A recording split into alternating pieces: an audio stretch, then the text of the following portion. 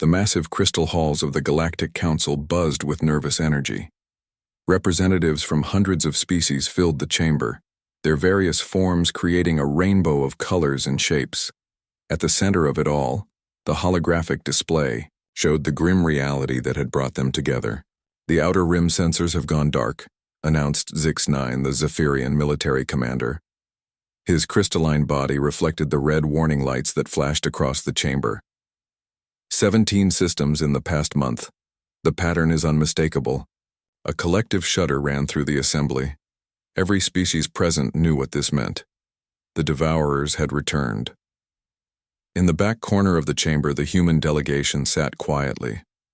Ambassador Maria Santos watched the proceedings with calm eyes, her small team taking notes on their tablets. Compared to the towering Korvax hive speakers or the energy beings that represented the Nexari Empire, the humans looked almost insignificant. "We must mobilize immediately," declared Hive Mind Prime Korvac, its multiple voices speaking in unison. "Our previous victory against the Devourers cost us dearly. We cannot afford to wait."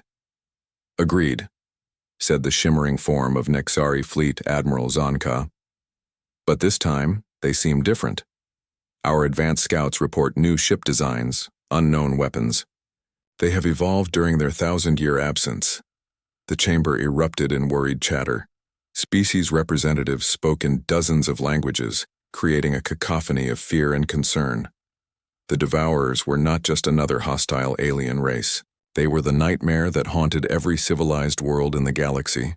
1,000 years ago, when the Devourers first appeared, they had swept through the galaxy like a plague.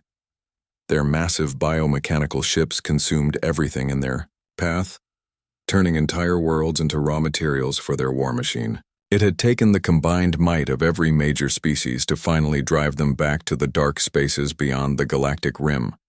The cost had been enormous. Billions had died. Entire civilizations had been wiped out. Now they were back. "The defense grid around the core worlds must be strengthened," Zix-9 continued. "We will need every ship, every weapon, every soldier we can gather." "What about the humans?" asked a voice from the crowd. It was Diplomat Krek of the Borlan Federation, his 6 eyes focusing on the human delegation. "They have been part of our alliance for over 2 centuries now. Surely they will contribute their military forces." A few scattered laughs echoed through the chamber. Not cruel laughter, but the kind that comes from genuine amusement at an innocent question. "The humans?" Hive Mind Prime. Korvac's multiple voices carried a tone of fond condescension. "They are valuable allies, of course, but their military capabilities are limited." Ambassador Santos stood up slowly. Her simple blue uniform looked plain compared to the elaborate armor and energy fields worn by other delegates. "The United Earth Federation offers its full support to the Galactic Council," she said in clear, measured tones. "Our forces stand ready to assist in any way possible." Of course," said Nexari Admiral Zonka, his energy form shifting to a warmer color. "Your people have always been reliable. Your medical ships saved countless lives in the Rim Wars. Your engineers helped rebuild the Korath shipyards after the plasma storm incident.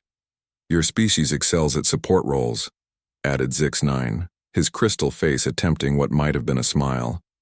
"We would never dream of putting your people in direct combat against the Devourers. That would be a waste of your talents and, frankly, unnecessary sacrifice." Around the chamber, other delegates nodded in agreement. Humans were known throughout the galaxy as the species you called when you needed something fixed, healed, or organized. They were the engineers who could make any technology work, the doctors who could treat any species, the negotiators who could find common ground between the most hostile enemies. But warriors? The galaxy had seen human soldiers, of course. Small units that served alongside other species' forces. They were brave enough and surprisingly adaptable, but their equipment was basic, and their numbers were small. Most galactic military experts classified human combat capabilities somewhere, between adequate for police actions and suitable for minor conflicts. "We appreciate the offer," continued Admiral Zonka, "but we think human forces would be better used in evacuation and relief operations. Your transport ships are excellent for moving civilians away from combat zones. Ambassador Santos nodded politely. Very well. We will prepare our evacuation fleets and medical corps immediately. Excellent, said Hive Mind Prime Korvac. Now let us discuss the real military preparations. The Zephyrian crystal fleets will form the defensive corps. As the military leaders began their strategic discussions, the human delegation quietly gathered their materials. To most observers, they looked like a group of helpful bureaucrats being gently dismissed from a conversation too important for them to understand. But if anyone had been watching closely, they might have noticed something odd. Ambassador Santos and her team showed no disappointment at being excluded from military planning, no frustration at being assigned to support roles. In fact, there was something almost like relief in their expressions. As the humans filed out of the chamber, Ambassador Santos paused at the door. She looked back at the gathered military might of the galaxy, species that commanded fleets of thousands of ships, armies numbering in the billions, weapons that could crack planets. Then she touched a small device on her wrist and spoke quietly into it. Priority message to Sol Command.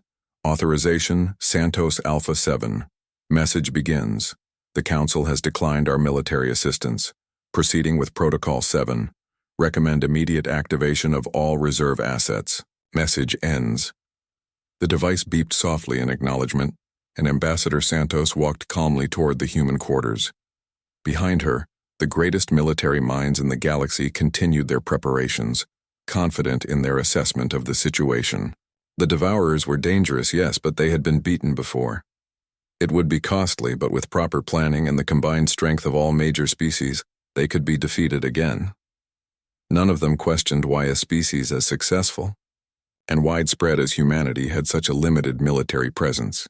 None of them wondered why humans had spread to thousands of worlds, but seemed to have no significant defensive installations. None of them thought it strange that a species known for its paranoia and survival instincts would venture into a hostile galaxy with nothing but transport ships and medical equipment. They simply accepted what they saw. Humans were helpers, not fighters, useful for logistics and cleanup, but not for the serious business of warfare. In her quarters that night, Ambassador Santos stood at the window looking out at the stars. Somewhere out there beyond the galactic rim, an ancient enemy was stirring. And somewhere much closer, in hidden bases and secret facilities scattered across human space, the real defenders of the galaxy were beginning to wake up. The galaxy thought it knew humanity. In a few weeks they would learn how wrong they had been. But first the Devourers would remind everyone why they were the most feared force in galactic history. And when that reminder came, when the great military powers of the galaxy found themselves struggling against an enemy they thought they understood, humanity would finally show their true face, the face of a species that had learned long ago that in a hostile universe, the best way to survive was to make sure your enemies never saw you coming. The first reports came from the mining colonies on the rim, short, desperate messages that cut off mid-transmission. Then the automated warning buoys went silent one by one, creating a growing zone of darkness on the galactic communication grid.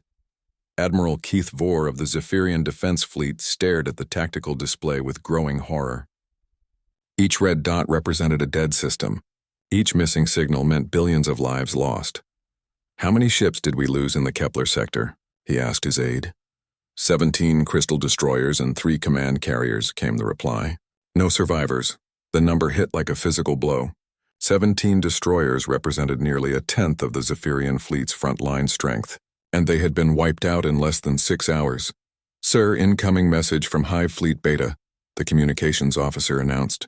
"Hive Mind Subprime Corvus is requesting immediate reinforcement. Put him through." The holographic display shimmered, showing the insectoid form of a Korvax Hive speaker. Behind him, the bridge of the massive bioship was filled with frantic activity.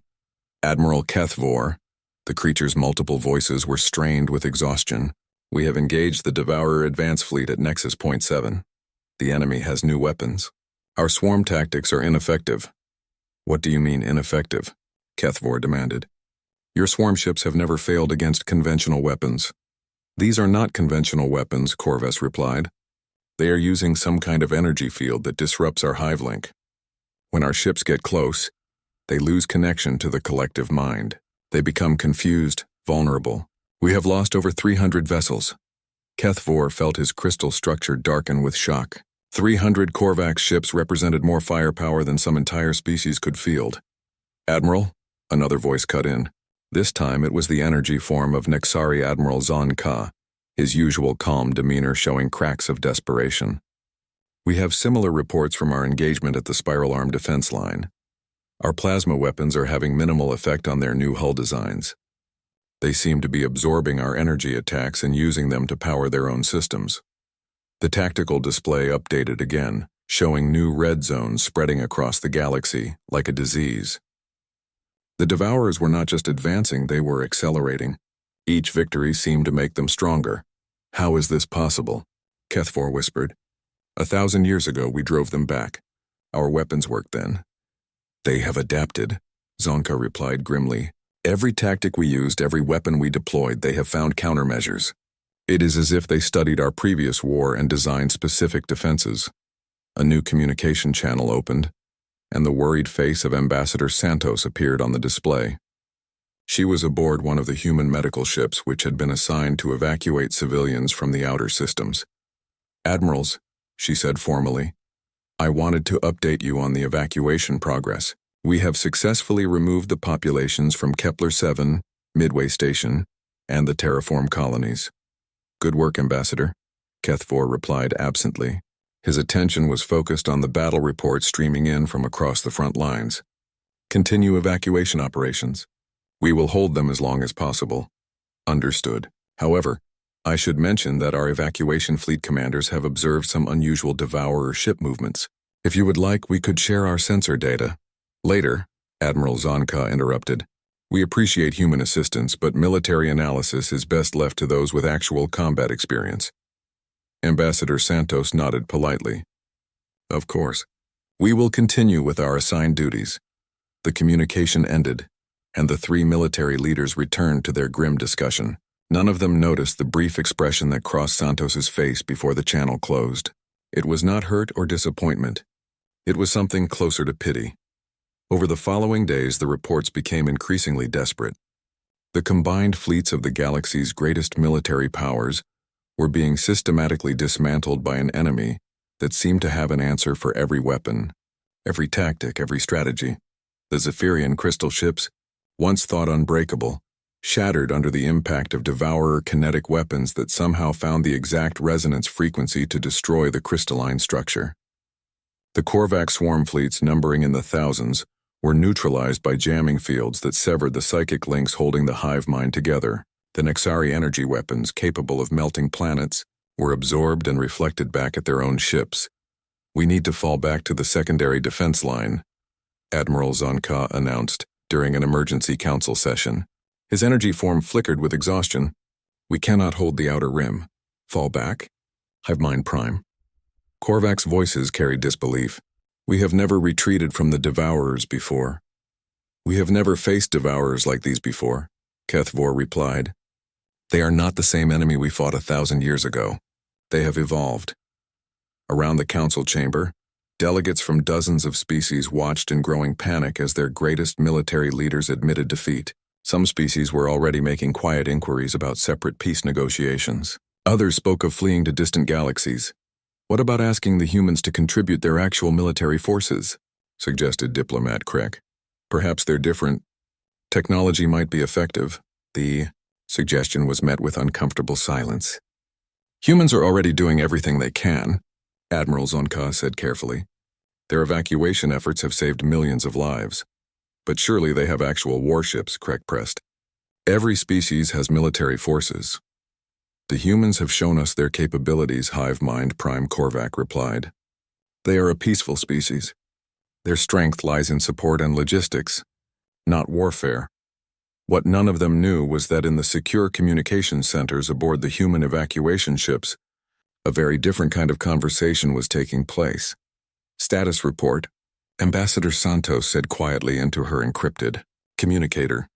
All civilian populations have been successfully evacuated from the predicted engagement zones, came the reply from Admiral Chen aboard the medical ship Mercy's Hand. Our observers have Confirm the effectiveness of Devourer adaptation protocols. Recommend proceeding to Phase 2. Any signs that the Council suspects? None. They remain convinced that our evacuation fleet represents the full extent of human space capability. Santos nodded. Very well. Continue monitoring. And Admiral, yes? Make sure our people stay clear of the next engagement zones. The galaxy is about to learn why the Devourers were sleeping for 1,000 years.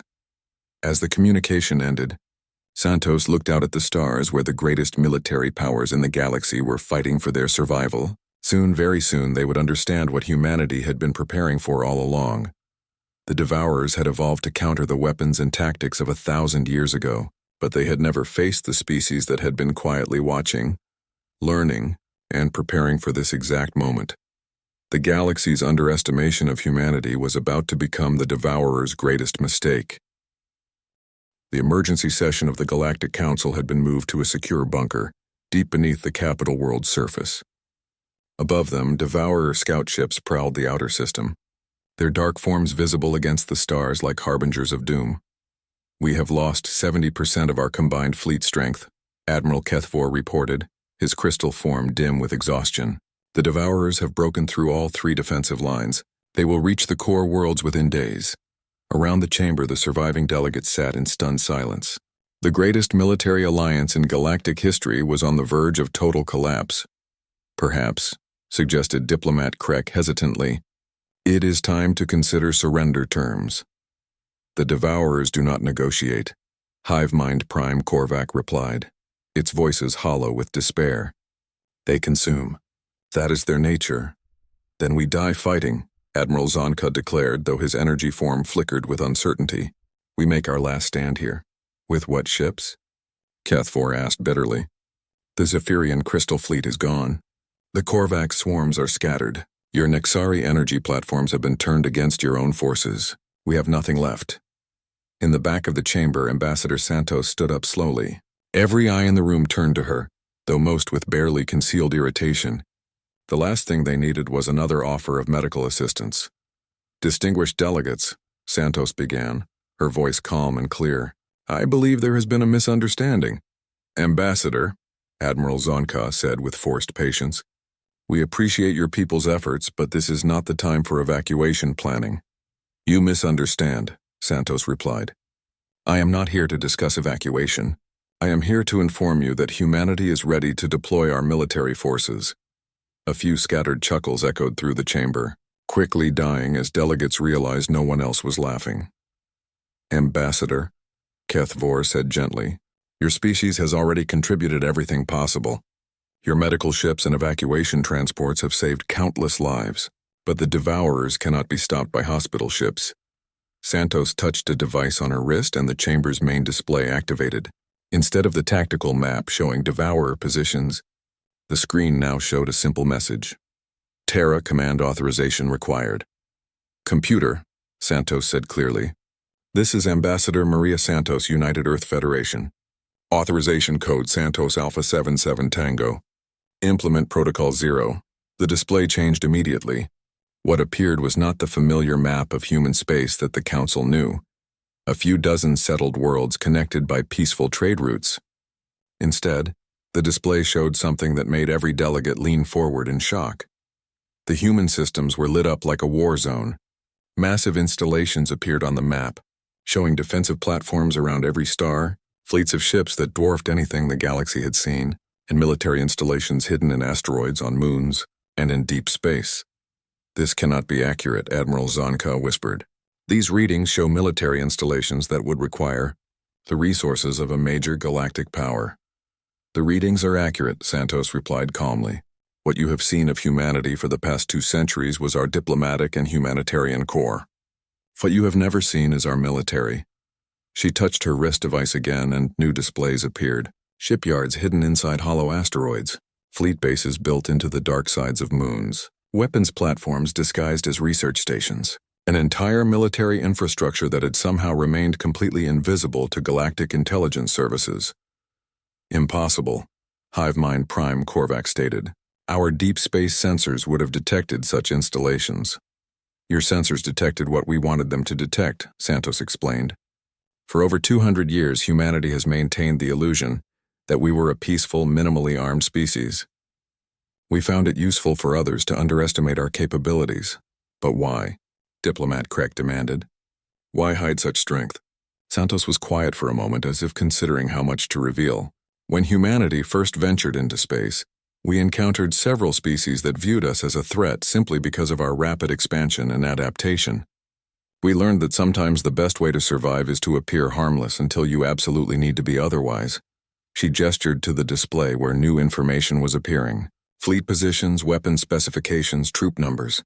The scale was staggering. You have been fighting the Devourers with the military doctrines of 1,000 years ago, Santos continued. Humanity has spent that same 1,000 years studying every galactic conflict, learning from every species' strengths and weaknesses, and preparing for the day when our real strength would be needed. Admiral Kethfor studied the display with growing amazement. These fleet numbers, they exceed our combined strength at the war's beginning. The ships you have seen, our medical vessels and evacuation transports, those were not converted civilian ships as you assumed. They were military vessels operating undercover. Each one is equipped with advanced sensors that have been gathering intelligence on Devourer capabilities throughout this conflict. The implications began to sink in. The human evacuation fleet had been in perfect position to observe every engagement, every weapon test, every tactical movement the Devourers had made.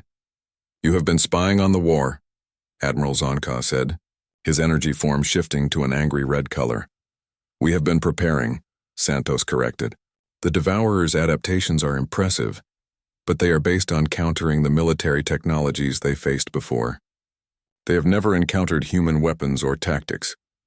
A new voice spoke from the chamber's communication system. It was crisp, professional, and carried an unmistakable tone of authority. Galactic Council, this is Admiral Sarah Chen, commanding the United Earth Defense Forces. Our fleets are moving into position. We are ready to engage the enemy. The display changed again, showing real-time positions of human forces. Ships were emerging from what had appeared to be empty space, decloaking near every major Devourer formation. The numbers were incredible. Thousands of vessels that had somehow remained completely hidden until this moment. Admiral Chen, Santos said, the Council is ready to coordinate with human forces. Negative, Ambassador. Coordination implies joint command structure. This is a human operation now. Council forces are advised to maintain safe distance and observe. The arrogance of the statement should have been insulting, but every delegate in the chamber was too stunned to object. On the display, they could see human ships taking position around Devourer fleets that had been considered unstoppable. Admiral, Kethfor managed to say, the Devourers have evolved countermeasures to every weapon type we possess. Their hulls absorb energy weapons, their jamming fields disrupt coordinated attacks. Their kinetic barriers stop conventional projectiles. Understood, Admiral Chen replied. We have different weapons. As if in response to her words, the display showed the first human attack beginning. But these were not energy beams or conventional missiles. Instead, streams of what appeared to be simple metal rods began striking Devourer ships at incredible velocities. The effect was immediate and devastating. Devourer hulls that had shrugged off the galaxy's most powerful weapons were punched through like paper. Ships that had seemed invincible began to break apart under the kinetic impacts. Tungsten penetrators fired at 12% light speed, Admiral Chen explained with clinical detachment. The Devourers adapted to absorb energy. They did not adapt to absorb momentum. Across the chamber, military leaders who had spent their careers studying warfare watched in fascination as humanity demonstrated a completely different approach to combat. No energy weapons to be absorbed. No coordinated swarm tactics to be jammed. Just simple, overwhelming kinetic force applied with precision that made the galaxy's best gunners look like children. How long have you been planning this? Ambassador Zonka asked quietly. Santos looked at him with an expression that might have been sad. Since the day we made first contact with the galaxy, Admiral. We hoped we would never need it. On the display, the Devourers were beginning to retreat for the first time in galactic history. Humanity had finally shown their true face. The command bridge of the UEF dreadnought Unrelenting hummed with quiet efficiency. Admiral Sarah Chen stood before the main tactical display, watching as human forces systematically dismantled a Devourer battle group that had been considered unstoppable just hours before. "Target the command ship," she ordered calmly. "Full kinetic barrage. Aye, Admiral." Firing solution locked. The massive ship shuddered slightly as its railguns fired. On the display, streams of tungsten rods crossed the void at tremendous speed, each one carrying the kinetic energy of a small nuclear weapon. The Devourer command vessel, which had survived direct hits from Nexari plasma cannons and Zephyrian crystal missiles, simply came apart as the metal projectiles punched through its hull. "Enemy formation is breaking," reported the tactical officer. "Remaining ships are attempting to retreat." "Negative," Chen replied. "Pursuit squadrons, eliminate all retreating vessels. No survivors." Across the galaxy, similar scenes were playing out as humanity's true military machine revealed itself. The species that had been dismissed as support personnel were demonstrating an approach to warfare that left even veteran commanders speechless. In the Galactic Council's observation center, the surviving military leaders watched the human assault with growing amazement and horror.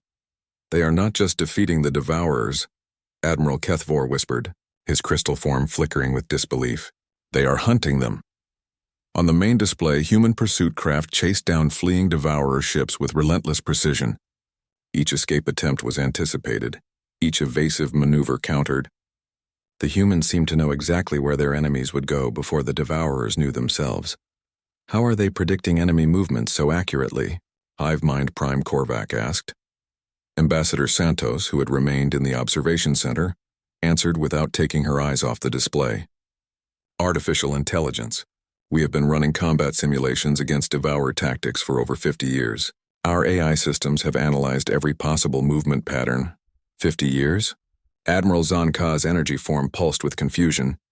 "But the Devourers only returned a few weeks ago. We began preparations the day we learned they existed," Santos explained. "Your history books became our training manuals. Every battle you fought against them, every tactic they used, every weakness you discovered, we studied it all." The display shifted to show a different battle zone, where human marine assault ships were boarding damaged Devourer vessels. The delegates watched in fascination as armored human soldiers moved through the alien ships with deadly efficiency. "Your people are fighting hand-to-hand inside Devourer ships," Kethvor observed. "That is extremely dangerous. Our Marines are genetically enhanced, cybernetically augmented, and trained from childhood for this specific mission," Santos replied matter-of-factly. "They have been preparing to fight Devourers for their entire lives."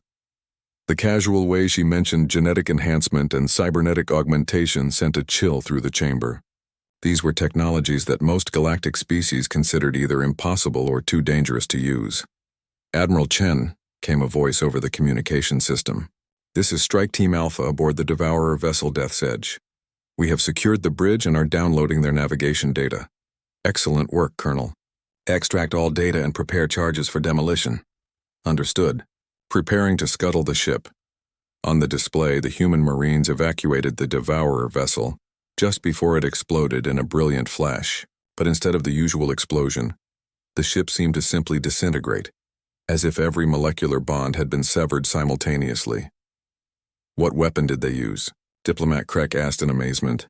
"Antimatter charges," Santos replied. "Complete molecular conversion. We find it more efficient than conventional explosives." The casual mention of antimatter weapons, technology that most species considered too dangerous to weaponize, highlighted just how far beyond galactic norms humanity had advanced. "Status report." Admiral Chen's voice commanded from the display. "Sector 7 is clear," came the first response. 12 Devourer vessels destroyed. No survivors. "Sector 9 reports successful elimination of enemy fleet," said another voice. "Pursuing stragglers toward the rim. Sector 12 has completed boarding operations on 3 command ships. Intelligence data secured." The reports continued, each one describing the complete destruction of Devourer forces that had been terrorizing the galaxy for weeks. The speed and efficiency was breathtaking. Admiral Kethvor spoke into his communicator. "This is the Galactic Council Observation Center. We would like to coordinate our remaining forces with your operations." There was a pause before Admiral Chen responded. "Negative, Admiral. Human forces operate under unified command. Your ships would only interfere with our tactical efficiency." The blunt dismissal should have been insulting. But watching the human military machine in action, none of the galactic leaders could argue with the results. Besides, Chen continued, your forces are needed for reconstruction operations. The Outer Rim colonies will need significant rebuilding once we finish clearing out the Devourer presence. You speak as if victory is certain, Hive Mind Prime Korvac observed. It is, Chen replied with calm confidence. We have identified the main Devourer staging areas, their supply lines, and their fallback positions. Our AI projections show complete elimination of their presence within 72 hours. 72 hours. The war that had been expected to last years, that had brought the galaxy to its knees, would be over in 3 days. How? Admiral Zonka asked quietly. How did your species develop such capabilities while maintaining the appearance of a peaceful civilization? Ambassador Santos was quiet for a long moment, as if deciding how much truth to reveal. When humanity first reached the stars, she said finally, we encountered species that had been at war for millennia. We realized that in a galaxy full of predators, survival required more than just being strong. It required being underestimated. She gestured to the display, where human fleets continued their systematic destruction of every devourer force they encountered. Every medical ship we sent to treat your wounded was also studying your military technology. Every engineer we assigned to your shipyards was learning your manufacturing techniques. Every diplomat we sent to your councils was gathering intelligence on potential threats. The implications were staggering. For over 2 centuries, humanity had been quietly studying, learning, and preparing while maintaining the perfect disguise of harmless allies. You have been planning this war since before the Devourers returned, Kethvor realized. We have been planning for every possible war, Santos corrected. The Devourers were just one scenario among thousands. We study every species, every technology, every potential threat. It is how we survive. On the display, the last Devourer resistance was crumbling. Ships that had seemed invincible were being systematically destroyed by weapons they had never encountered, tactics they could not counter, and an enemy that seemed to anticipate their every move. The galaxy will never be the same, Admiral Zonka said quietly. Santos nodded. No, it will not, but it will be safe. As the human fleets continued their relentless advance, the delegates began to understand that they were witnessing more than just a military victory. They were watching the emergence of a new galactic order, one where the species they had dismissed as helpers and healers had revealed themselves as the most formidable military force in the known galaxy. The war against the Devourers was ending. But for the galaxy, something much more significant was just beginning. The Galactic Council chambers had been rebuilt, but the atmosphere was completely different from the desperate emergency sessions of just 3 months earlier. The same delegates sat in the same seats, but their demeanor toward the human delegation had changed dramatically. Ambassador Santos took her place at what had once been considered a minor corner position. Now every eye in the chamber followed her movements. Every word she spoke carried weight that had been unimaginable before. The final Devourer remnants have been eliminated, Admiral Chen announced over the communication system. Human pursuit fleets have confirmed complete eradication of their presence in this galaxy and all adjacent sectors. The statement should have brought celebration, but instead it was met with nervous silence. The galaxy had been saved, but the cost of that salvation was a complete shift in the balance of power. Admiral Kethvor spoke carefully. We wish to thank humanity for their decisive intervention. The galaxy is in your debt. No debt is owed. Chen replied curtly. The Devourers were a threat to all sentient life. Their elimination benefits everyone. Nevertheless, Hivemind Prime Korvac added, its multiple voices carrying careful respect. Surely some form of recognition is appropriate. Perhaps a formal military alliance agreement? There was a long pause before Admiral Chen responded. Humanity will continue its previous relationships with all galactic species. Nothing has changed in that regard. But everything had changed, and everyone in the chamber knew it. Ambassador Santos stood up slowly, drawing the immediate attention of every delegate. If I may address the Council's concerns directly. Of course, Ambassador, several voices responded simultaneously. I understand that recent events have created anxiety about humanity's role in galactic affairs, Santos began. Let me be clear about our intentions. She activated the chamber's main display, showing the current positions of human fleets. Instead of the aggressive formations that had destroyed the Devourers, the ships were pulling back to their hidden bases, many already disappearing from sensors as their stealth systems reactivated. Human military forces are returning to their previous status, Santos explained. Our fleets will resume their concealed positions. Our personnel will return to their cover roles as medical staff, engineers, and support personnel. But, Diplomat Krek asked hesitantly, surely some of your military capability will remain visible. For deterrent purposes, Santos smiled, and somehow that expression was more unsettling than any threat could have been. Ambassador, the most effective deterrent is the one your enemies cannot see until it is too late. The chamber fell silent as delegates contemplated the implications.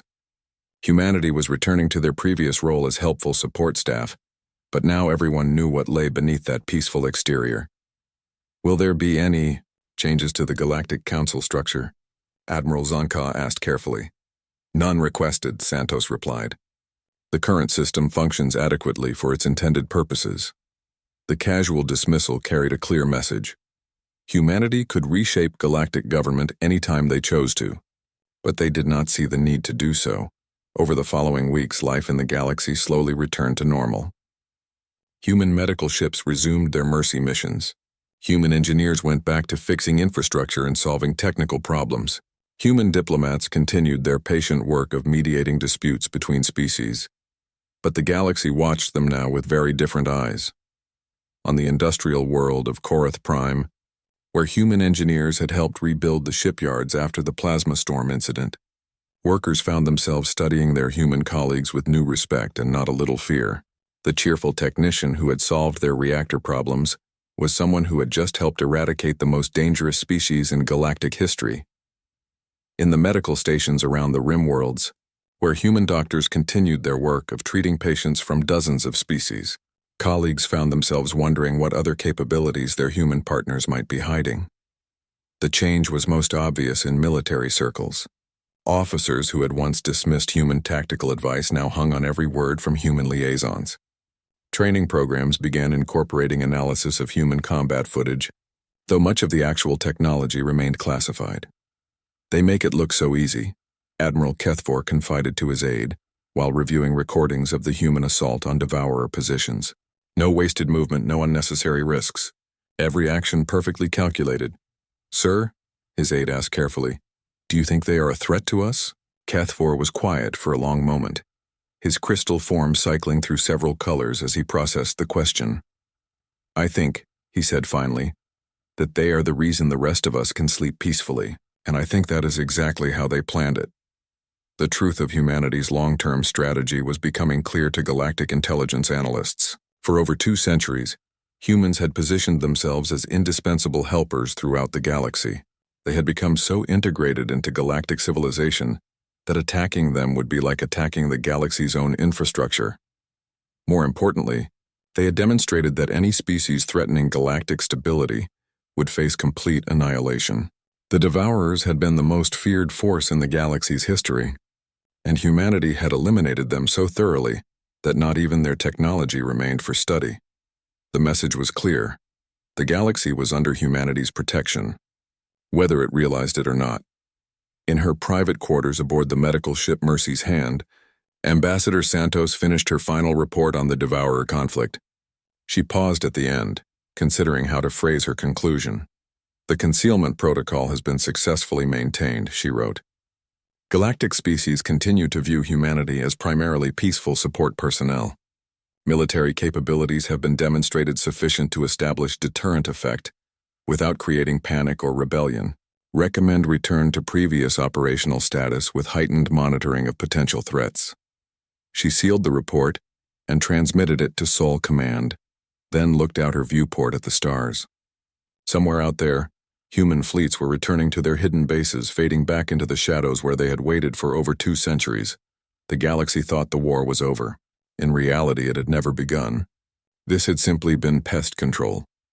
As her ship approached the next system requiring medical assistance, Santos prepared to resume her role as a helpful, harmless representative of humanity's peaceful diplomatic corps. She would smile, offer assistance, and carefully document everything she observed for the files that would help humanity prepare for whatever threat emerged next. Because there would always be a next threat, and when it came, the galaxy would discover once again that the kindest species among the stars was also its most dangerous guardian.